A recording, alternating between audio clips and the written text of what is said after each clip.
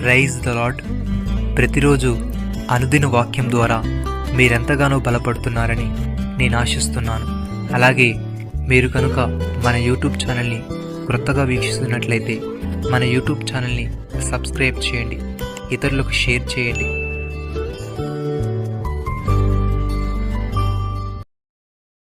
యెహోవా ఉత్తముడు, శ్రమదినమందు ఆయన ఆశ్రయదుర్గము. తన యందు నమ్మికయించు వారిని ఆయన ఎరుగును. నహూము గ్రంథము 1వ అధ్యాయము 7వ వచనము. నా ప్రాణమా, దేవుని నమ్ముకొని మౌనముగా నుండుము. ఆయన వలననే నాకు నిరీక్షణ కలుగుచున్నది. ఆయనే నా ఆశ్రయదుర్గము, నా రక్షణాధారము, నా ఎత్తైన కోట ఆయనే. నేను కదిలింపబడును. నా రక్షణకు, నా మహిమకు దేవుడే ఆధారము. నా బలమైన ఆశ్రయదుర్గము, నా ఆశ్రయము దేవుని యందే ఉన్నది. సహోదరి సహోదరులారా, యెహోవా ఉత్తముడని రుచిచూచి తెలుసుకునుడి. ఆయనను ఆశ్రయించు నరుడు ధన్యుడు. యెహోవా భక్తులారా, ఆయనయందు భయభక్తులుంచుడి. ఆయనయందు భయభక్తులుంచు వానికి ఏమీయూ కొదువలేదు. సింహపు పిల్లలు లేమిగలవై ఆకలి కొనును. యెహోవాను ఆశ్రయించు వారికి ఏ మేలు కొదువై ఉండదు. కీర్తనకారుడు ఈ విధంగా అంటున్నాడు: యెహోవా నాకు వెలుగును రక్షణయునైనాడు. నేను ఎవరికి భయపడదును? యెహోవా నా ప్రాణదుర్గము, ఎవరికి వెళుతును? నా శరీర మాంసము తినుటకై దుష్టులు నా మీదికి వచ్చినప్పుడు, నన్ను బాధించి శత్రువులు నా మీదికి వచ్చినప్పుడు వారు త్రుటిల్లి కూలిరి.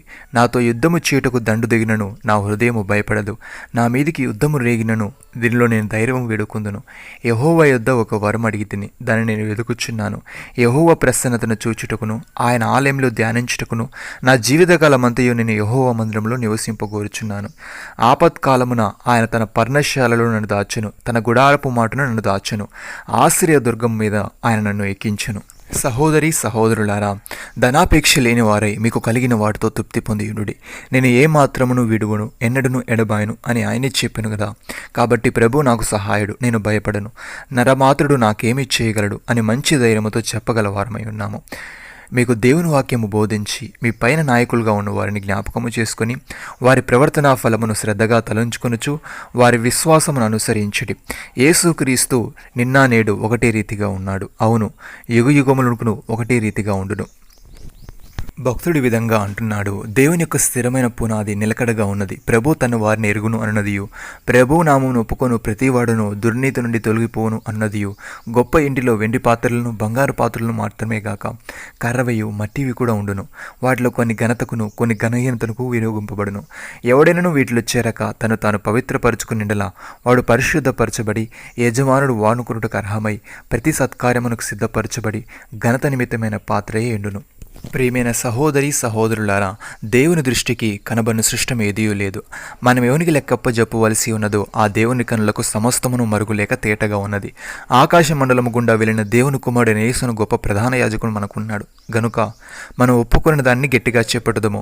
మన ప్రధాన యాజకుడు మన బలహీనతల యందు మనతో సహానుభావం లేనివాడు కాదు, కానీ సమస్త విషయములను మన వల్లనే శోధింపబడినను ఆయన పాపం లేనివాడుగా ఉండెను.